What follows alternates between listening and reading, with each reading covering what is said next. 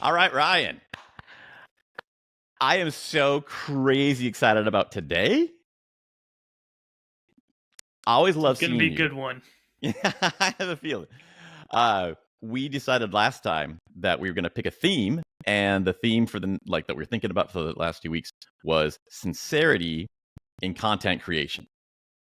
And man, just ran into so many great things. And you heard me trying to hold back texting you this morning. Just this morning, some stuff clicked together that was one of the most important things that I've been trying to learn. And it connects with our theme of sincerity so much that I'm excited for knowing that. I'm excited it connects with the goal that we were going for. And I'm going to say, I think having a theme kind of helped me learn more this past 2 weeks. It gives you something to focus in on. I definitely agree there. And since your message talking about how big of a revelation this was for you, I've been on the edge of my seat waiting to find out what it is. Okay, going to get right into it. I had a massive breakthrough on understanding how to write scripts, how to write stories. You know that this has been the most difficult and challenging part for me. I put together the Irish whiskey tasting last year as my main big project. That was, kind of the main reason why I wanted to start getting into this. We talked about that several times before we even recorded podcasts. And I remember I had some part that was small, and I had budgeted 3 days to write it, and it ended up taking me, like 4 weeks. 3 days budgeted time is not nearly as much as you think it is. For some, oh man, yeah, there's spillover. But yeah, that's by far the hardest thing for me. And a lot of it got into the uncertainty and everything. And this mix of the things I've been mulling over, thinking about sincerity in content creation, and the new course that I started for, because I just seem to always be curious about something new. This thing called Part-Time YouTuber Academy. Yeah, it's something that's been secretly on my radar for so long, and for whatever reason, I had just took the plunge and tried the little baby version of it. They have a nice little $1 introductory course, and so brief to the point. And a lot of the big principles are learning through doing, and that made so much insight on this story writing, script writing thing. So I want to just recap what the big painful problems were for me. The reason why 3 days took 4 weeks. I have a whole background in very certain work. I've worked in engineering. I've worked in science. Nuclear engineering. You can't get people killed. You can't be messing around with uncertainty. Artificial intelligence. This is hard science. You need to have all this. So shifting from a day job into a creative work like this, which a lot of people are interested in doing nowadays, that's a big mental shift. It's not just learning more knowledge, but emotionally, that's a completely different experience to have. And when you get into script writing, particularly, there's a world I want to talk about, an idea I want to talk about, and there's so many parts to it. I would go and spend forever just brainstorming, writing every single part of it, because I need to have the complete thing right. I don't want to inaccurately portray it. I don't want to miss anything important. Then I would go through after having that and have to find what are the connections between those, because you have to turn it into some sort of narrative, whether it's a fiction or nonfiction, you still have to do that. But then you get to there, this connects to that and that connects to that, but well, these guys don't really connect. So you end up having these little short, kind of just dead end tales hanging off of it. And they're too small to feel like, chapter 1, chapter 2, chapter. Well, that's not big enough to be a chapter. Well, what do you do with it? If I cram it into this thing, it's not quite fitting with that topic. If I cram it into that one, it kind of fits, but that one gets too big and it feels really awkward. There's no place to put it. And it's maddening. It's just maddening. The only other option is just completely just throw it away, which is its own very difficult decision of when's the wrong choice, when's the right. So much of that. And it gets worse. And I know you're being patient because you're a lot better writer than I am, so you probably just not long been there. I know exactly what you're talking about. Thank God I'm not the only one. That good news, there is light at the end of the tunnel, which I finally seen this morning. But the last big part is, even if you connect all of those and you find a good way, It's like, okay, this connects most of the things. Okay, well, there's another path that'll connect the last things, but the only way to bridge those repeats something I've already said. It's like this Tetris game from hell. One of the ideas from that part-time YouTuber Academy and thinking about sincerity just clicked in my mind, and it all freaking makes sense now. The secret is what he says in his course in the very beginning. Start with the title. There's a lot of stories that you want to tell. Go tell them all. He's very pro just get a lot of things out before you even get an idea of what is the right thing to say or the right topics to cover, which is something that Stephen King said in the book we mentioned as well. But you're supposed to just go do that, but pick a different title for each one. And you pick the title, and that's going to confine what you will say. It's going to confine your script. You're going to have a clean border of what goes in it and what doesn't. So, for example, if I was going to tell a story about how living in Ireland improved my storytelling skills and got me to be an extrovert and really just basically improved my connection to humanity, that's a great story. It's a massive fucking huge story. You sit down and just say I just want to tell write an episode about how living in Ireland made my life better. That's too damn big. You sitting it from I need to pick a title that's going to be interesting to people. It immediately makes a little focused laser through it. We're going to have one thing that's potent and hit that part. We're not going to have hit everything. And we're going to do it well. And since you're starting with the title, it's already connecting naturally back to in a way that's relevant and has meaning, because it has to have meaning to some audience member. This has had so many freaking perks. I've just been mulling this over for 12 hours now. So it's still my brain's putting all the pieces together. But the biggest thing was it gave me the realization that you have permission to tell different sides of the same story. I always felt that this is a really important thing, and I have to tell it completely because you're only doing this once, and you don't want to shortchange something this incredible. The truth is, they're just with complete honesty and sincerity and truth. There are many sides to every story, and you don't need to tell all of those sides at once. That's absolutely true, and I'll be honest, I kind of have an easier time with that just with my show because I'm confining it to this person's life normally. It's already pretty set, and let's be honest, focusing on anyone's life, there's too much day-to-day tiny things to mention, so it's just pulling out what's big in the overall story of who they are, what's big in what makes them important. Mm-hmm. And it sucks editing out parts of those, and it feels like you're just butchering your own child. It's a horrible feeling. Some of these people are kind of our heroes, and you say what was important with their life. You take Taketsuru. There's a lot of great things in the script you wrote. I imagine there's must have been great other things about him that just you can't squeeze it in. It's always difficult knowing where to draw that line because there's some little things where if you don't include it, you're not taking anything away from the story necessarily. But at the same time, there's other little things where if you put that in, it just makes them feel more human. It makes them feel more alive. It gives them a little more depth. And then it's also knowing what little things can be good, like comedic relief. How can you use this to help break up the tone of the story?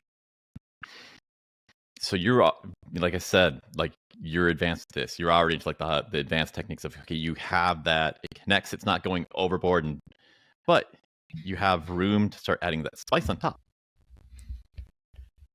Yes and no. There's still some things where just tugs on my heartstrings every time I have to edit out part of it, Mm. especially if I wrote like a whole paragraph. And does it help the story?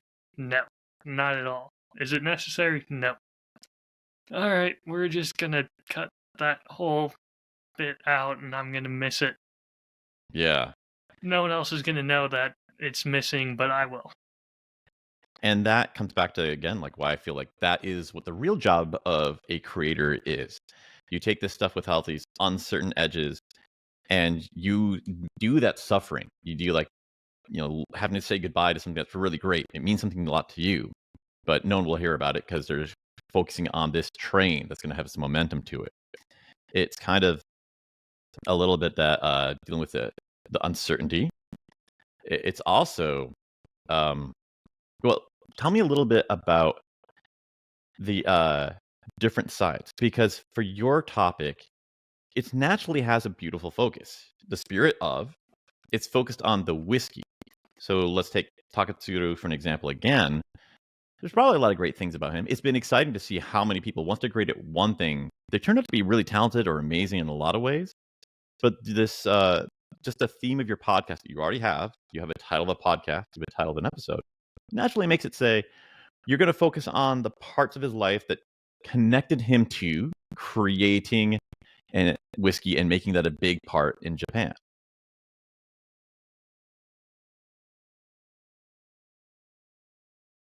I'm not sure how best to answer that, to be honest. I'll give you a different example. There's another episode that's going to be about an Irish distillery, Mm-hmm. and one of the interesting parts about it is it was started by the person who I want to talk about's great grandfather, and it's keeping those same family values and morals going, and that's helped them grow and be this shining beacon of quality and integrity. How do I tell the story I want without it focusing in on the great grandfather too much, but still Mm. telling a little bit of his story so that way it's necessary for you understanding this one? So you still have to deal with these concepts of you get the fuzzy line that could spread on forever, and you have to put a knife in the ground to cut it out. If you were just going to just tell the life story of that person, wouldn't that just be magnified even more? It would, but at the same time, you'd have to, if you're focusing on one person, you can't. You have to at some point touch, like Taketsuru has his wife Rita, who is a big component. It has his boss Abe, it has Shinjiro Mm. Tori. You have to have all these overlapping Venn diagrams, and you try and thread the story through that overlap. That's the only way where you can get a good, clear picture of their life. Mm. I think this is where it comes back to the core foundation, the most important part of everything. People don't remember facts. The reason why we tell stories and why we started doing this podcast is because people remember meaning. And storytelling is taking all of the meaning from what happened and collecting that together into a story. And that gets remembered. Absolutely.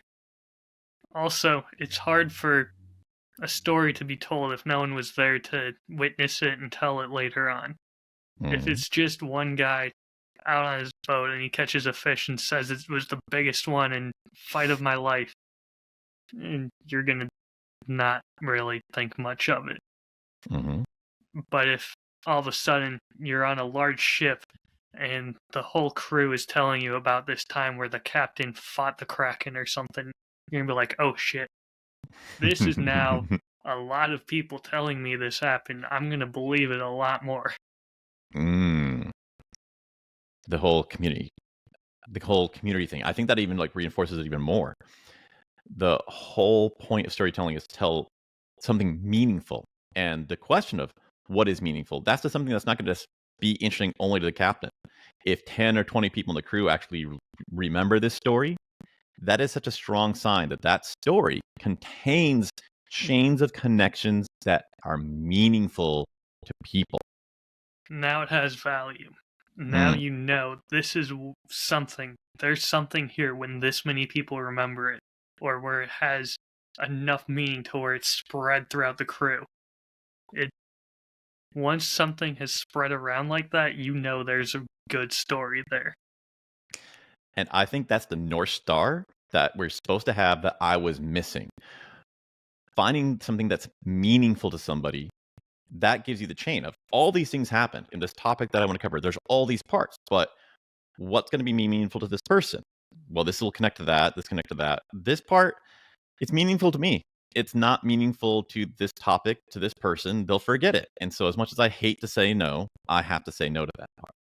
And then the wider you make a lens of your story, it's harder to do that. But the more narrow focus it is, um, I think you can probably do in both situations, but it takes more skill. When it's a narrower focus, it's easier for a beginner like me to see what is relevant, what is meaningful to, what, a crew full of fishermen would be. And go, oh, okay, they would care about this, they'd care about that. This connects to that, connects to that. This is kind of meh. We could live with that. When I was trying to write my scripts for the Irish Spirit socials, it was so big and I didn't have like a strong, clear idea of, well, what really matters? So I was kind of just flying blind trying to connect these pieces together. So let me give you one more thing to think about with this. To build those human connections in your stories, if it's something where it doesn't seem meaningful, and this is just written down in a history book somewhere, there's no reason why anyone would remember this, cut it out. But if there's one person who's going to remember something, make sure you have that connection tied to them strongly. So in Shackleton, Carpenter Henry McNish has his cat killed. Yeah. That is a strong emotional connection. Does it matter at all in the tale of the story? Not really. But it damn sure matters to him. So I want to ask you a question, and I don't have the answer, and I'm pretty sure you're going to have a whole lot. The kind of fundamental part of this problem of this is almost all the writing I've done in my life has been scientific writing, scientific papers, where everything's supposed to be as accurate and complete and exhaustively explaining everything. And going through this realization this morning, I realized that everything I try to write, whether it's supposed to be like fun, entertaining, or an advertisement, my skill set, my natural default, my inclination is to write a documentary. It wasn't even a question in my mind. It was like asking a fish what water is. Like, I'm like, what do you mean? You just write. You make stories. You make videos. So help me out, Ryan. What are the alternatives to documentary? What are the other kind of styles of writing and video making you could make? Because I just have like this blindness. So you're asking someone who also writes documentaries. Here's what you do. You write the documentary fully complete as you want, and then you cut out enough to leave questions for people. Leave questions. Think of it the same way that I mentioned for if you're doing like a whiskey tasting, trying to help someone else learn. You don't want to overwhelm them by oversharing, and now they lose the enthusiasm. You want to answer their question, stop, make them ask another one, and then you go, and then you stop again, and just keep them asking questions and building that way. So you are more comfortable with nonfiction story, bending the truth when it's, benefiting.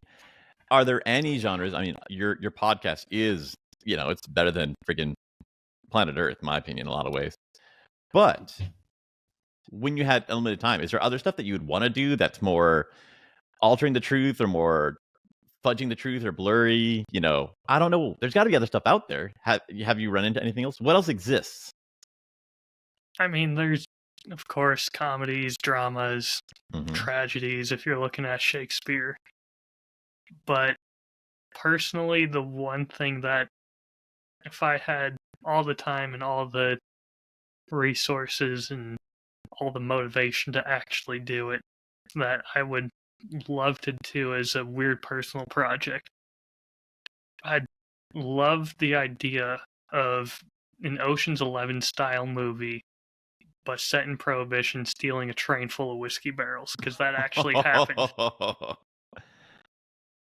Would that be one of those stories where there's such little information documented that you can kind of make up whatever you want? Yep. And here's the best part. There's such a good just mix of famous people from that time period that Mhm. people don't realize is all from the same time period. You Mm. could have Harry fucking Houdini picking locks, stealing a train full of whiskey. Come on. Dude, I freaking love this. I love the idea of it. There's literally one just Google Doc on my drive, and I have called it a horrible waste of time. And that's where I've just put down my ideas for this, and who knows, maybe I'll retire someday and be able to do it. I love that idea. That was another takeaway from Stephen King's book on writing.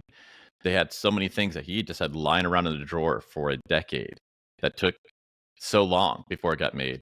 Um, Lord of the Rings, like analyzed that recently. Tolkien, yeah, he spent a long time before he wrote Hobbit. Lord of the Rings, that was, maybe another decade of his life that sitting around slowly growing. So just because it's not happening quickly doesn't mean it's not on the path for something amazing.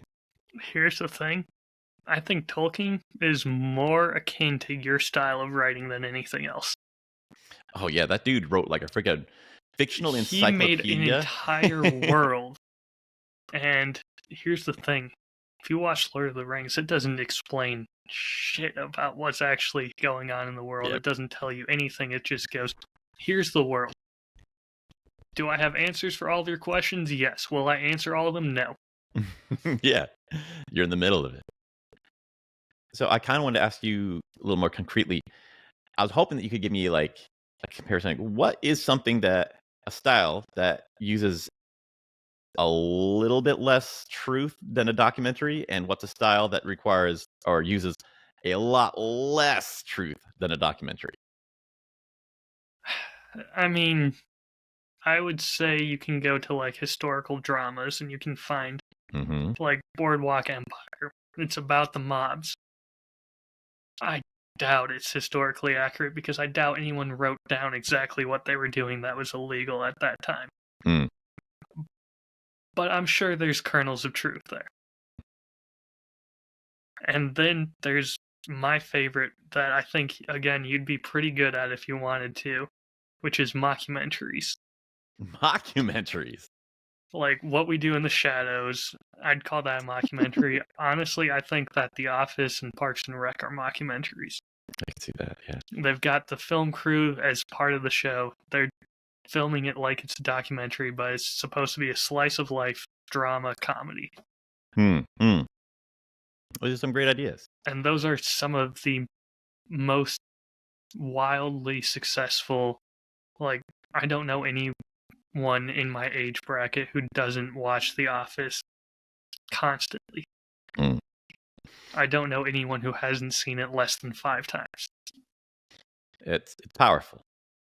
So it's making it seem relatable by making it seem like it's a documentary, but making it just so off the wall, ridiculous, and funny that it's the ideal lifestyle for people. So this kind of brings me to our next topic, is that course that I started looking at. And these are really great ideas of different genres, and you help me like flesh that out. It can get overwhelming, all the alternatives you have to do.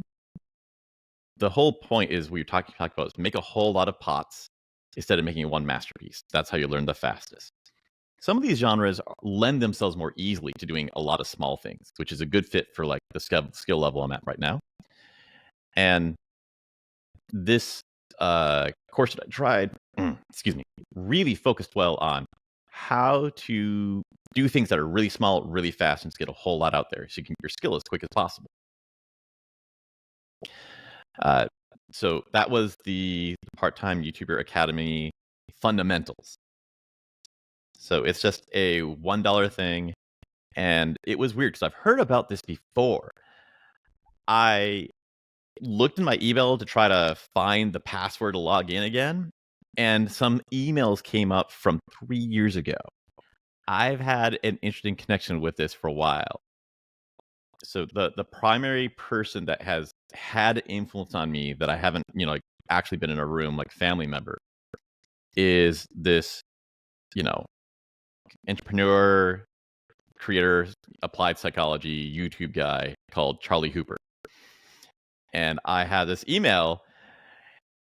It's like, hey, thanks for supporting my previous work, buying my content. I'm doing this thing with this other guy named Ali Abdal. And since you guys are already like part of my like sphere, if you sign up for it, we'll actually kind of do some private coaching together. We're actually going to like work together. And I was like, remember sitting in my chair, looking at my computer, like this is the best opportunity I might ever have this decade. And just agonizing over the decision because, like, I don't have any skill. If I show up, everything's going to go over my head. It's probably going to complete waste. But what if?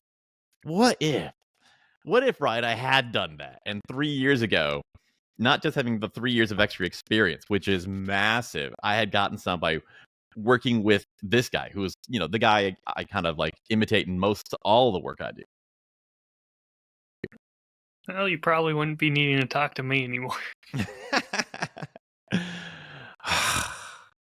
I don't know if that's true.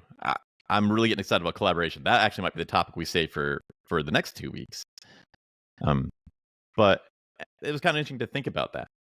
But more importantly, it just made it a very easy, clear sign that, like, yeah, this is definitely going to be good quality. At this point, it's not so much about the money, because like $1, it's about the time it takes to look through it, watch a couple of videos, and get a sense if it's good or bad.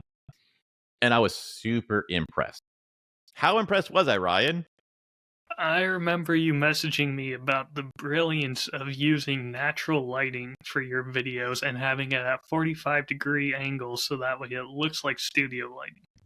Yeah, just so many things like that. That alone would have saved me about maybe a month, 6 weeks of the work I did studying some lighting courses, buying the equipment, and practicing with it. Just turn it 45 degrees. You're good. You're not just good enough. You're good. It looks nice. I can't believe I never put 2 and 2 together.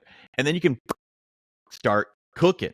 Get on to sit in front of the mic, press record, start saying some pots. stuff.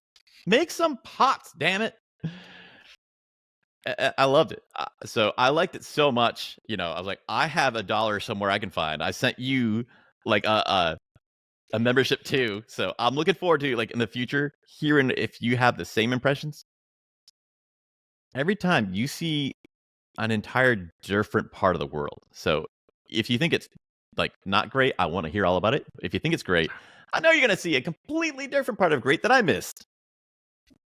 I'm looking forward to taking the time to dive into that. But like you said, very focused on, it basically teaches you how to make more pots, how to do all of this with less time, less effort.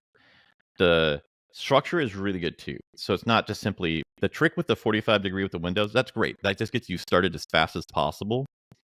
But the other half of it is very clear guidance on exactly what you need to do to actually be making a story that's interesting. So he says, start off with the title, then think about the thumbnail. And that solved so much of my months of my struggling to write. Like, that gives me a pretty narrow, focused thing that can do. And I can just make multiple videos on that same topic to tell the different sides of it. I get 3 instead of 1. And so, this is great. And there's a lot of other things he talked about too, without getting to the whole details, but like bullet, write this out, get going. You'll actually have a review video, an analysis video, a story that you're telling, something that'll be like relevant to an audience, actually have a through line that connects, and you can kind of punch it out in maybe an hour. So the only thing is, are you too shy to put yourself on camera? Like, yeah. Just get out and go. It's amazing how much of that, or how much of this style of work really is just do it. There's less holding you back than you think. It's so completely different than the science stuff, where this, you can generally just look and tell what was good and was bad, and then more than last time. Always just keep improving. Freaking, you're doing three-dimensional integrals. You look at the math and go, was that correct? Like, I don't know.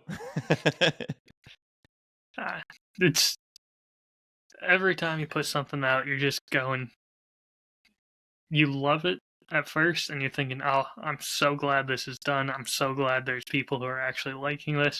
Hmm.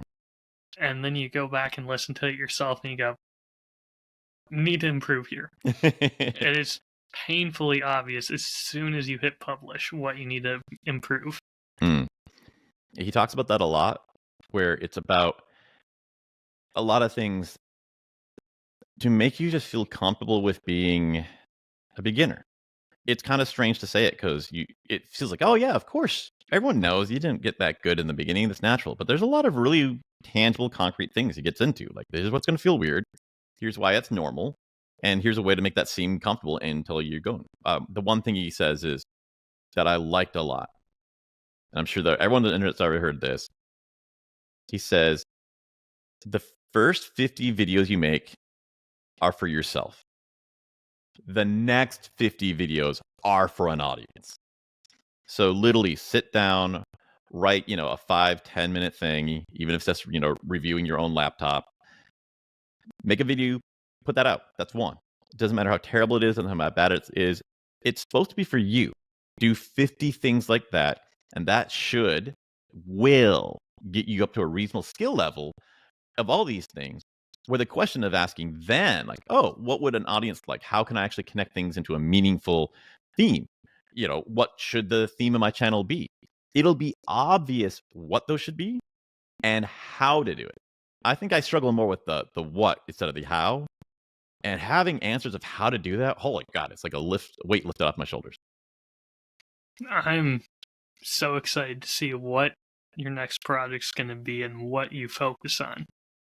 Because I know you put a ton of work into how to do it. Yeah. Get ready for like a friggin' shotgun. That's what I'm kind of excited about. I feel like I actually have a rational excuse for doing it now. I'm just going to try everything. One video is going to be, let's see, I had some ideas. Like, one, I want to talk about how you see like these intellectual properties starting to die. Marvel's getting kind of weird right now. My favorite game growing up was Sony dropping the ball again. I loved Final Fantasy like crazy growing up as a kid, and now it's morphed into something completely different that I just think is disgusting. Sorry, Final Fantasy fans. Number 4 was the best. Deal with it. But you see this theme over and over, and I want to write about how that, which is something you've experienced with and felt emotionally, is evidence that it's important to let things be temporary, and you need to apply that to your personal life. Like, not all friendships are supposed to last forever, and just because they end isn't a bad thing. Same thing with dating. Same thing with marriages.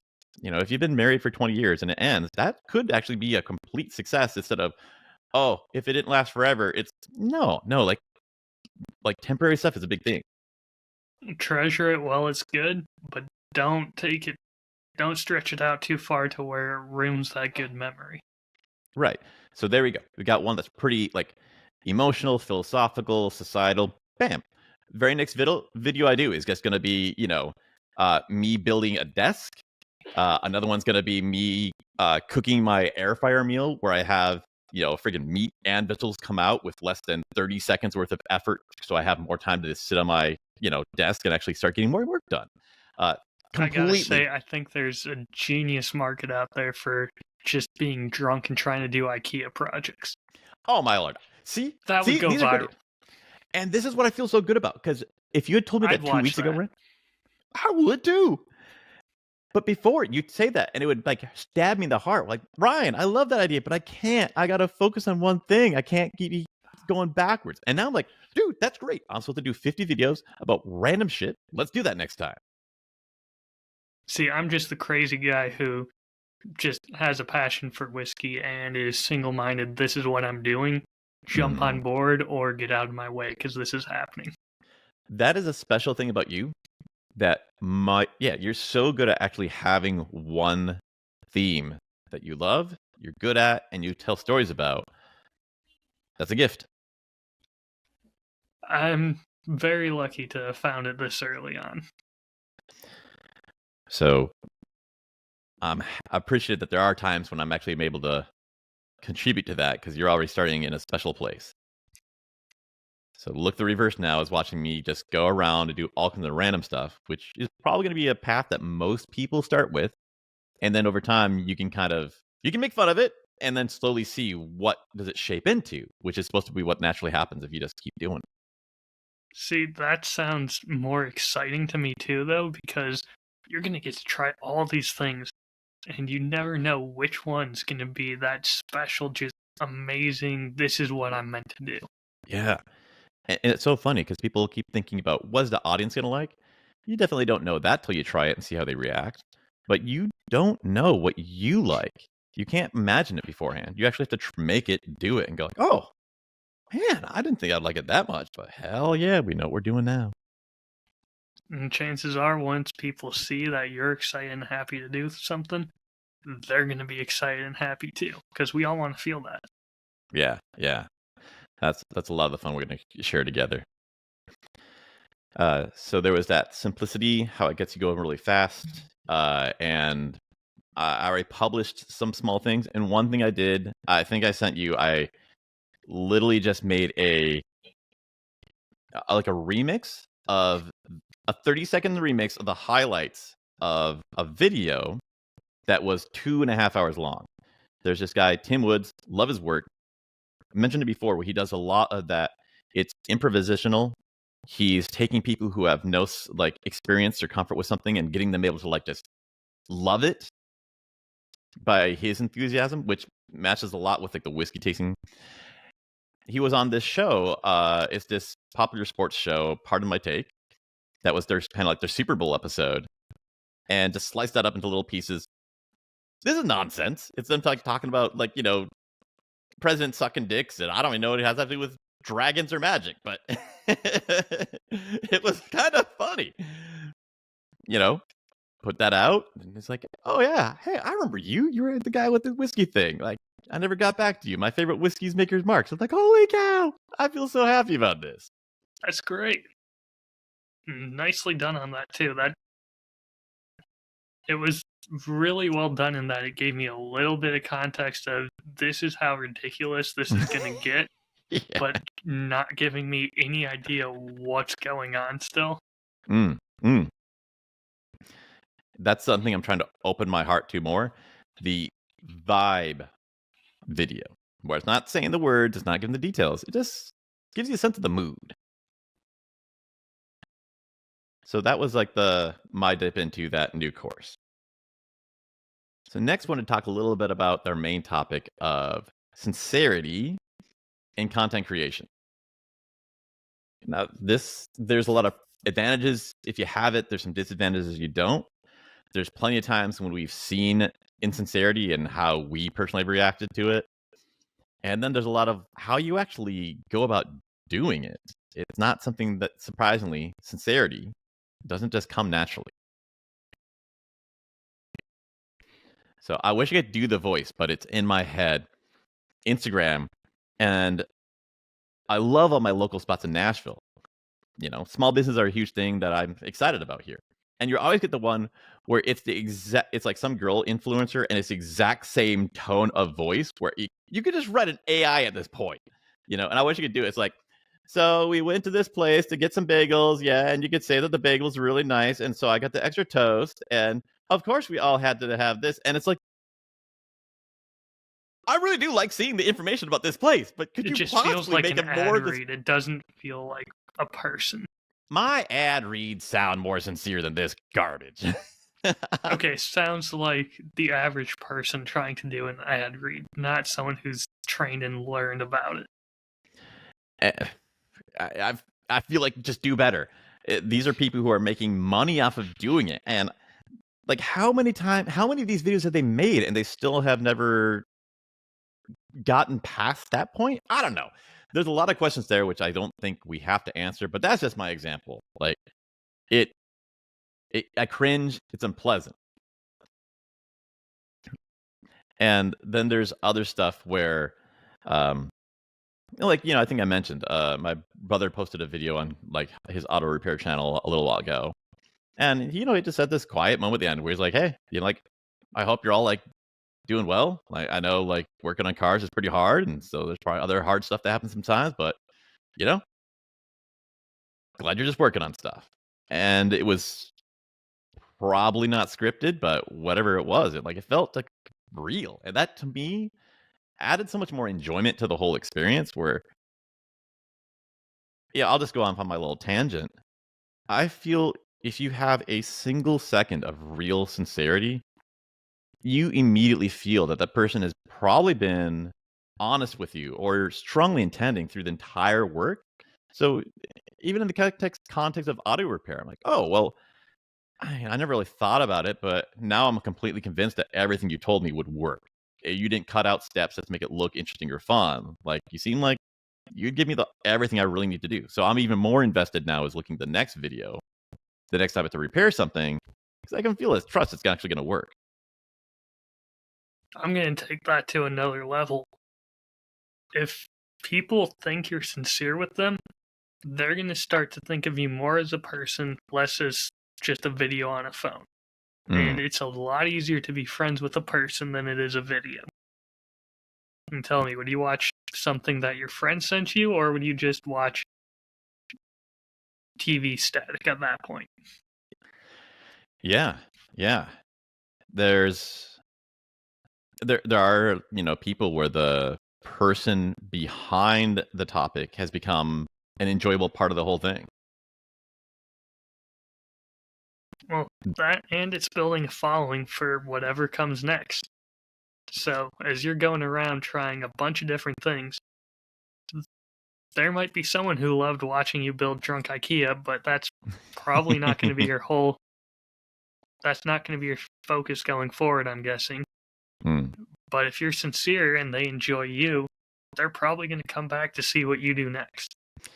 Yeah, yeah. I almost feel insincere about talking about sincerity in the form of how it makes you money, but yeah, it's a huge thing. People actually liking you as a person is a lot more sticky. People get more interested in that. That's going to grow your following way more than, well, you like this topic.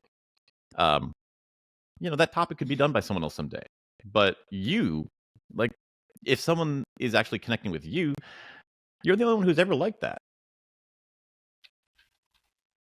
So I heard you say that insincerity towards collecting money off of this, and that's a big thing. I definitely was trying to come to terms with that being even a possibility myself, Mhm. and that was something that Brian Brushwood's class talked about and actually really helped me come to an understanding of why this is necessary more than just making a living. He said, think about it the same way you would a farm.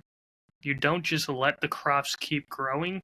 At some point, you need to cut them down so that way you can plant and have more come up and it'll just be stronger. And you can put that money into keeping it going better and better. Mm-hmm. It's not just that you're taking money, it's your responsibility to harvest that and use that to help give you even better content. If you Yeah. don't harvest that, your content's going to plateau and people are going to lose interest. If you harvest, you can just keep improving and improving and improving your quality. And that's another one of these surprise things. You put it better than I do, but there's a lot of these, dirty, horrible capitalist things which actually turn out to be incredibly heartwarming and connect you with humanity. Where, like, if you're doing this because you care about the topic and you care about how it affects people, you're going to want to get better at it. And the only way to get better at everything is time and money. If you have more money, you could like maybe get more training so you can do a better job of it. Maybe more research. It's easy to say, okay, get like fancy equipment, which kind of a little bit sounds like the Rolex watch of it, where did you really need it? But there's a lot of reasons that having money for your project could help make it a lot better of a thing for everyone to enjoy. Oh, absolutely. I mean, hey, if I get to a certain level, maybe I'll invest in getting a better camera setup or a green screen background, build something so where I can do more videos. If that does well, then maybe I'll invest in an actual good PC so I can do live stream. Mm. It's what do your not clients, viewers, your fans, your community, what does your community value? Use that money, take that to the next level, and just keep growing it that way. And damn it, Ryan, you always like hit on this so freaking perfect. I'm like, oh, this kind of gets it. And you're like, no, bring it back to the sincerity. You bring it back to the meaning. Are you using the money for the things that you find are enjoyable? Like, I would like it to look pretty, or are you actually going like, what would actually matter to the audience? And if you're spending on what will matter to them, that's a pretty bloody, sincere, kind thing to be spending it on. And I mean, you can even have there's I don't want to call them influencers, content creators who Mm. they'll have like a Patreon and they'll have different things you can donate towards. So, Mhm. hey, I want the Oh. sound quality to be better. I'm going to donate to this one for a better mic versus I Mm. want better video quality versus I want you to go out and do something crazy. Just here, I'll leave it up to you guys. You support where you want this channel to grow. Because Gun would be like, there's a distillery I'm super interested in. Like, we need to get money to actually put you there so that you can talk to the staff and then, video the still. I want to see the still. That takes physical money to make that happen. Well, that and the other thing you need to harvest at that point is your connections and your community. I mean, if you have however many people watching, listening, viewing your content and are fans and want to support you, it doesn't just need to be their money. It could be, hey, I've got a cousin who works at this distillery. Come on down. Oh, that's a good point too. The goodwill. That's something that feels uncomfortable for me to do as well, to ask for favors or help for things. But if it's contributing Here's to why making it it better for shouldn't. everyone. Here's why it absolutely shouldn't. Think of your highlight video and how excited you are, and you were wanting to show this off. Yeah. Why not let someone do that for you? Mm. Yeah, yeah. I mean, that's kind of like the two sides of the coin. Like, I so look forward to making something that people are actually going to enjoy. When that happens, I'm going to be so happy. But the same thing, like if you do that, then people are going to be enjoying it and they're going to be excited about helping it or making it better. Like, we both get something out of it. Yeah, man. The longer I keep working on this, I'm surprised at how just there's more depth to it. There's just more. Always. So another example I wanted to get is I'm still catching up with my 2024 planning and stage and stuff. And one thing I got was a recommendation that I got long ago from the podcast by that same Charlie Hubert guy that recommended the Part-Time User Academy 3 years ago to a guy who didn't listen. He recommended this 20-year-old program called Tony Robbins' Personal Power 2. I love it. They talk about flipping the tape. The music is from the 80s. It's so goofy as heck, but good freaking Lord, it is so good and so completely sincere. One part of me, I kind of like, oh my God, I wish I'd have had this just decades ago. And back then, it probably would have been 2 months of my rent in order to get it, which is an interesting thing because on one hand, I'm thinking, it's incredible that this exists right now, this level of insight and education, and it's so useful that you can just go through it. So, yes, I flat out recommend it. I know it's old. Everyone should try it. I cannot believe it. But at the same time, it's kind of weird to think back then when so many things in the world seemed so stupid, uneducated, not connected with your emotions or goals at all, that this existed. We knew it. We had it. It's just only well-off people could afford to get it. But now, it's not so expensive.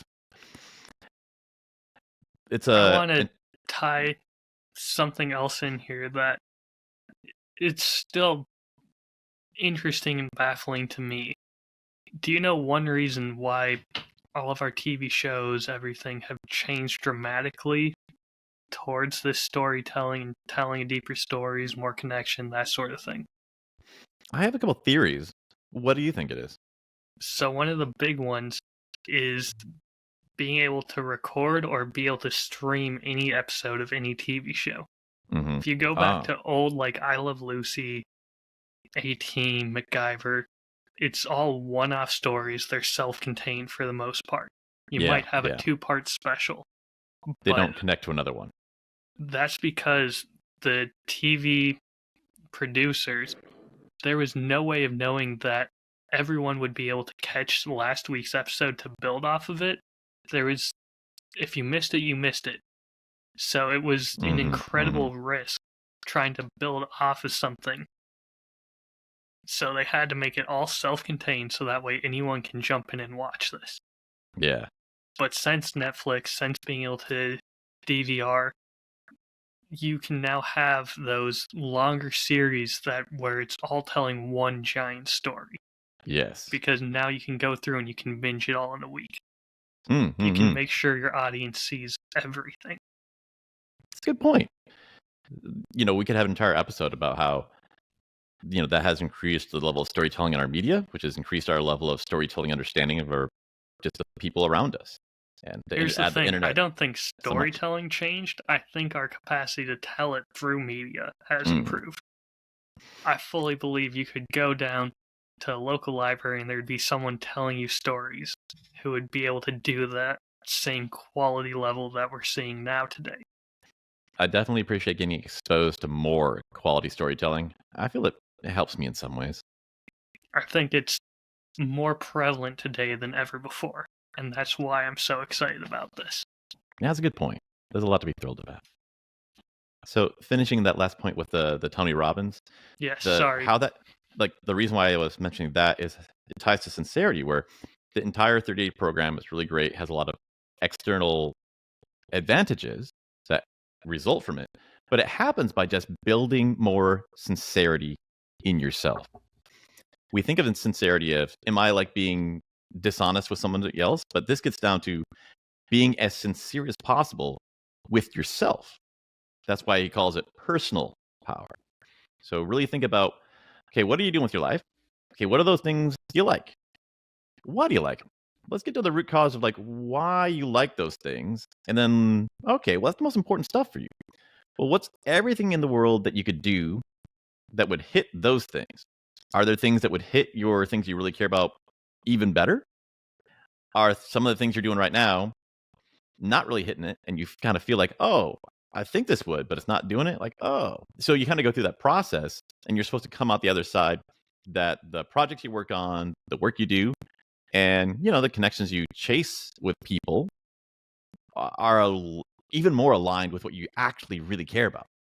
It's not like you're ever lying to yourself. You just never really thought about it. So getting that extra level of alignment, that extra level of self-sincerity it's the freaking cornerstone of what makes his thing useful and so bloody powerful. It's wild. Sincerity to yourself is a secret weapon. Oh, God, I forget who it was, but there's a famous actor who talked about some of the advice he got early on. He was auditioning for a part where he's playing a drunk man, and so he's slurring his words, he's stumbling around, and they say, no, you're acting like you're drunk. He goes, well, yeah, that's the part. No, the part is a man who's drunk but trying to act sober. Instead of trying to walk in a straight line and failing, you're trying to not walk in a straight line. Just knowing, okay, I need to know where I'm coming from to make it feel sincere. You need to know what this part is. You need to know where your motivation is at. That is a perfect segue to the next part. What does this matter to you? What should you do? How do you act and speak sincerely when you're creating content? It's hard, but we actually have some answers. For all the time and money I spend on going through courses, I got answers, Ryan. I can be of use sometimes. I should hope so after this many courses. You know what you're talking about, even if you don't want to admit it. I just got to get the experience and practice it instead of just reading. But the reason why, for example, the influencer where it just sounds so monotone and insincere, there's an uncanny valley where you start off and you're just reading things or just saying up top of your head, you mean it. That's the only reason why the words came to your head.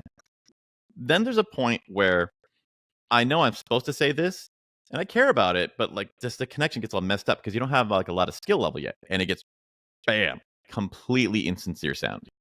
And over time, you start crawling your way out of that hole with some stuff that we're going to talk about.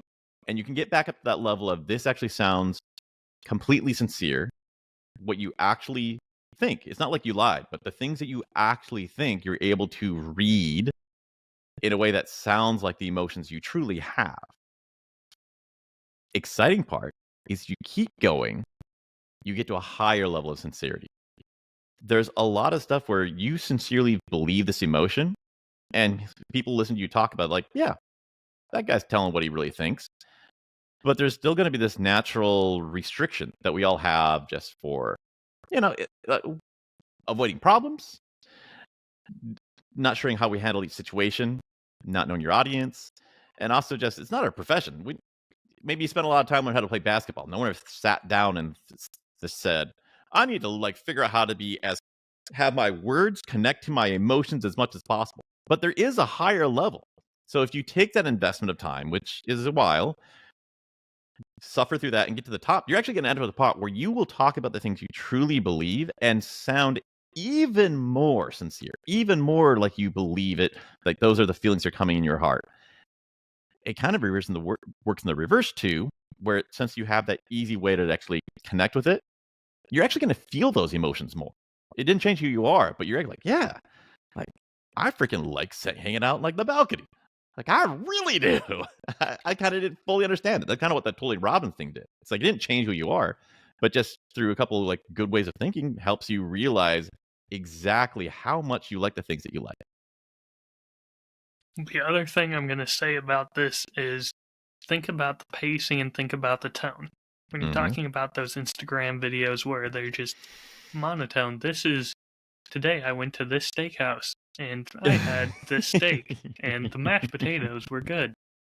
Yeah, it sounds like an AI, you're a robot, is insincere, uncanny valley, like you were saying. Mm. If someone's passionate, they'll start out slow, they'll get your attention, and then it builds and builds and gets faster, and there you can see movement. Mm-hmm. That's what makes you a person again.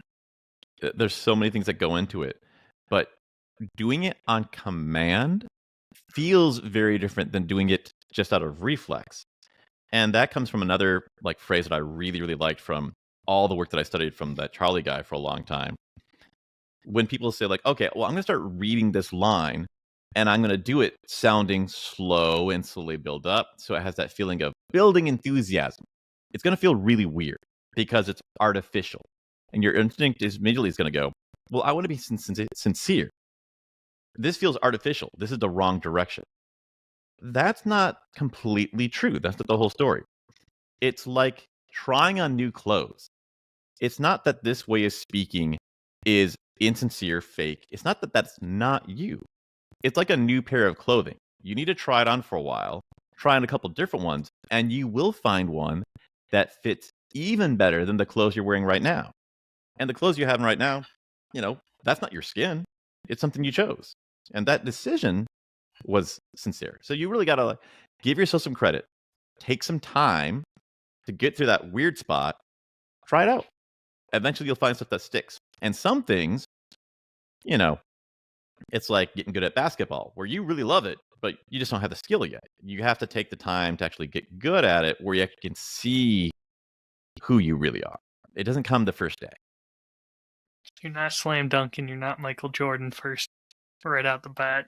You're not going to do Kobe's. You just need to keep practicing and get yourself up there. So speaking is like that so much.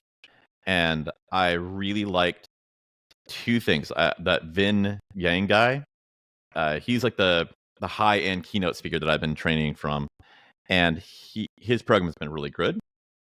Even he recently said you should do your keynote 85% scripted and save 15% improv throughout the thing. And that's enough to like connect the glue together and give it like a really strong feeling of sincerity. If you look back at how we mentioned some of those mockumentaries that are insanely popular, Office, Parks and Rec, they follow that same pattern where it's here's the scripted story, but in this scene, here's what needs to happen. Say what you want, make it funny. It's almost kind of like the script thing we were talking about, where if you just have like a bounded zone, that makes it so much easier than if it's just everything or only one thing. It's amazing what you'll come out with then, and especially when you have really talented people working and bouncing off each other. They're still famous and well known to this day for those roles. Yeah, that was good. The next part, the best advice I heard in this, which is unlocking so much of the potential I'm going to start doing in the next couple of weeks. I'm super excited about it. Again, that part-time YouTuber Academy thing, they said, hey, you're starting out. Script writing is freaking hard. Skip it. Someday later, you definitely want to do it, but right now, it will take so much time. Like, becoming an author is hard. That's itself a career. We don't want to take the time for that. We want to start getting good at making videos that are good and learning all the different lessons in that. Skip it. Just go bullet points and bullet points on a theme. So the example he gets in this class is he's going to review some cookware. It's like, oh, well, I'm going to need to like have an intro, tell him why I'm talking about this. Okay, then what do I want to say? Oh, I'm going to say, here's what it is. Here's the reason I bought it because I'm going to use it for these things. Here's how it worked out when I did it. Here's the pros, the cons. Like, oh, that makes sense. There, you got 7 bullet points. And you just put them up. And they're basically just reminders of what you really wanted to talk about.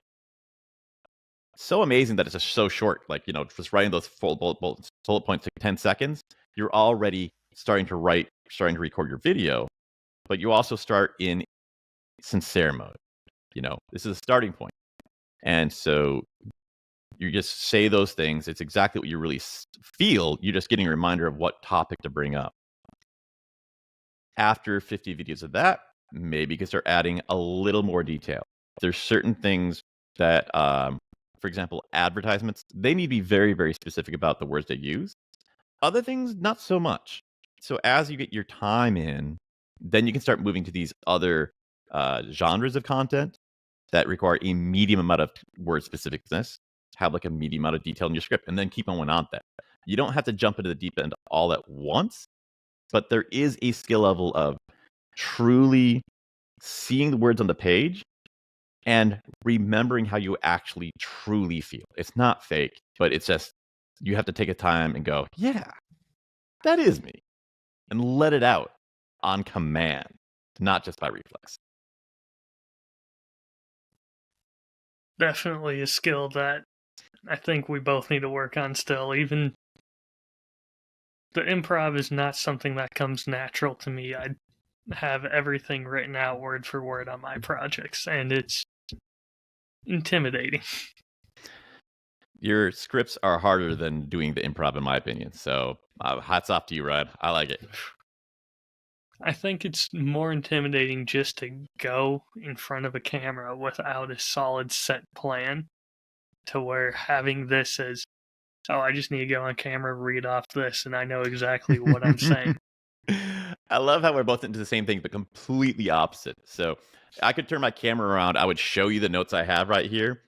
I used to be so nervous about what we were going to say for these podcast episodes when we first started off.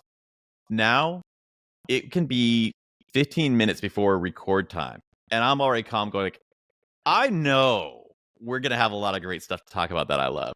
I have a whole bunch of notes, but basically, 15 minutes. Topic sincerity. I've been thinking about for the past 2 weeks. Oh, bullet point, bullet point, bullet point. See, here's how you're better at this than me.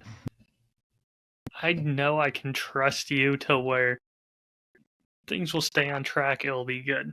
If it's just me behind the camera, I do not trust myself. I'm going to go off all the way down a far rabbit hole that's completely something else that I'm not supposed to be talking about. I do believe there's some skill to it.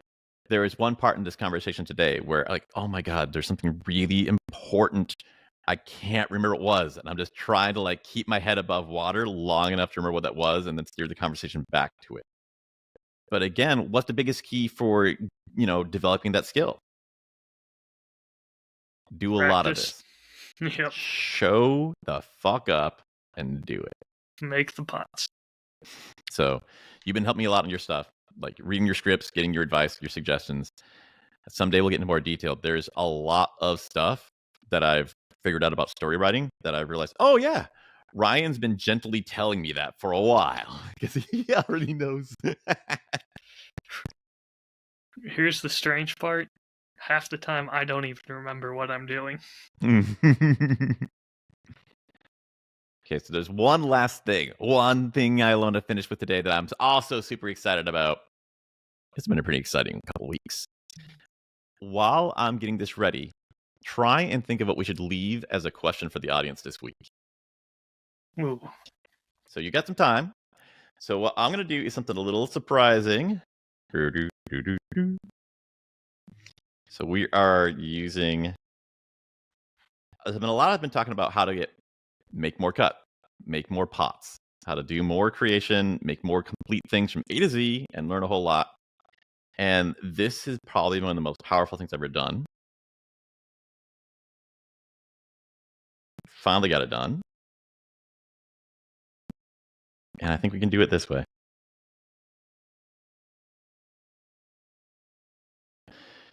I got a third camera. Oh, crap. Did I mute it? Yeah, it did. A little echo there. Look at this. We got double cam. Woo! Oh, Okay. that's exciting. Yeah, I'm excited about this. I have built a single desk recording studio.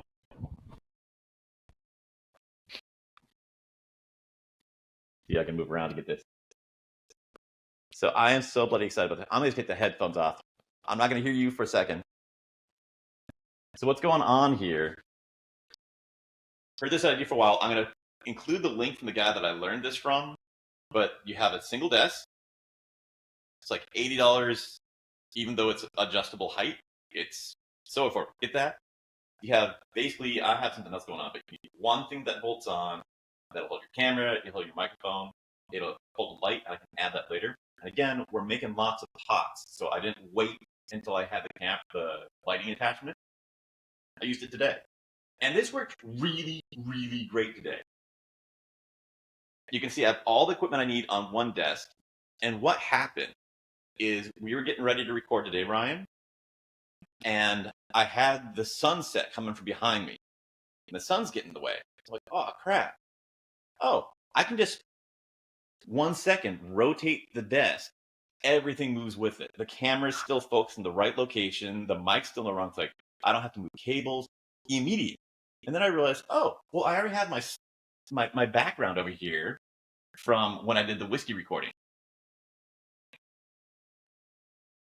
So that would be even better background. So what turned into like a pain in the butt turned into an actual opportunity to just put the camera facing the best part, and it was effortless. It's too easy. The last thing I want to leave with, before I put my headphones back on, is every time I walk by this, it's inviting. It's good motivation. Every time I walk by it, I want to start recording. So instead of this thing where it's kind of been a slog of, I need to get the courage to record, or I need to have an idea, and then I gotta find some place with good light, not too much sun, and then I gotta hook up the camera, I gotta hook up the microphone, I gotta attach my laptop. I just walk by and go like, oh, everything's there. I like doing that. I could just sit down and record something right now. I mean, honestly, at this point, with how much skills we have, we should just open up a recording studio in Nashville. We might have a little bit of competition. Maybe.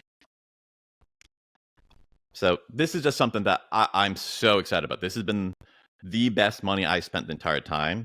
I like some of my equipment. I love my camera. But how much money should I pay? Would I be willing to pay to make 10 times as many videos per week? To get 10 times as much practice with my speaking, my script writing? To have 10 times as much experience and talent, not just knowledge from reading and watching videos, actual skill. That's what this is going to do. It's the freaking nuclear weapon. I'm scared because in this arms race, you are going to quickly pass me with that setup. I definitely think that the better we each get, the more it's going to help either one of us. So it's going to be good for both of us, man. I'll post some links of it. That is the third video I'm going to try to make is actually I bought a different version of this, and it's still in the box. And I'm going to try to film unboxing it, reviewing it, and talking about it.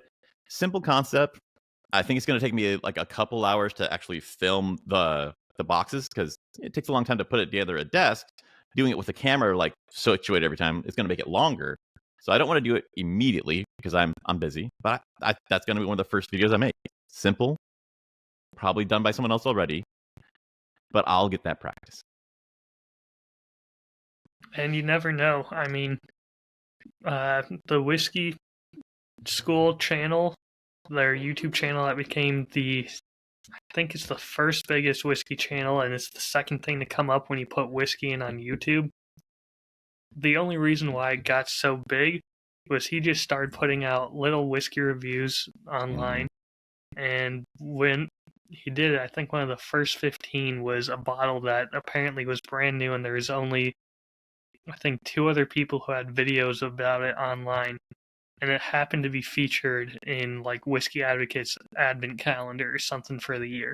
So now all these people had tried this whiskey and went online to find out more about it, and he was just happened to be one of like 3 people, and it blew them up. Mm-hmm. So you never know, something little, small, stupid like that has no. You're just going, oh, this is just another little video. It could be the one that makes your career. Absolutely. Every single time the answer is to make that video, make it today. You never know. All right, that's everything I wanted to cover. I'm so glad we got this. I have an idea for a theme for next week, and we should think of a question for the audience.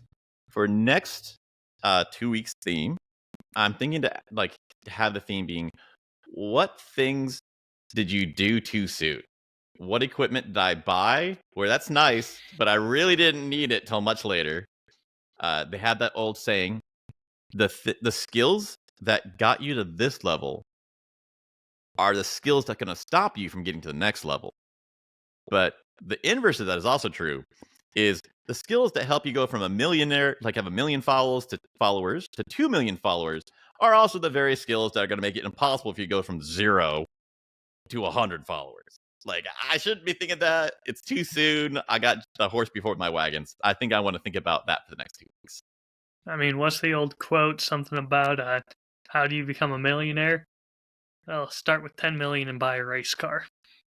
Yeah, that's a good quote. So keep that in your head for the next 2 weeks. This kind of helped me a lot to have a theme to just think about through the 2 weeks. And we'll talk about that a little bit more the next time we record. Sounds good. Until then, I got a question. Do you have a question? So, I do have a question. Mm. The simple question is, what should we do as just quick pots, fun content together? Mm-hmm. Give us some ideas, because we're going to start rapid firing through these, and we're going to run out of ideas pretty quick, I think. Love it. And then, second of all, I think at some point we just need to have another second animation to end this on, where it's just throwing a pot against a wall and watching it break. Oh, yeah. We've made reference to making pots so many times. That is good. We'll have to look into that. So I love that. For me, my question is there an example of sincerity in a movie, a TV show, or some personal content that really just hit you, where it felt like it was meaningful because of the level of sincerity? If it's something on Instagram or YouTube that's small, more digestible, that'd be even better. I'm almost thinking, are you trying to do this as a tie-in to that Fight Club discussion? Yeah, so we're going to wrap this episode now. Ryan made me promise to watch my favorite movie.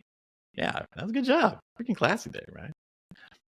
So I did watch it. My favorite movie is Fight Club, and it came back that the cornerstone of that entire movie is sincerity. So we're going to have a second, like, 2-parter episode, and we're going to record a discussion about Fight Club, all the things Bonus around time. it. And there's going to be a ton of discussion on sincerity as well. So till then, great seeing you, Ryan. Likewise.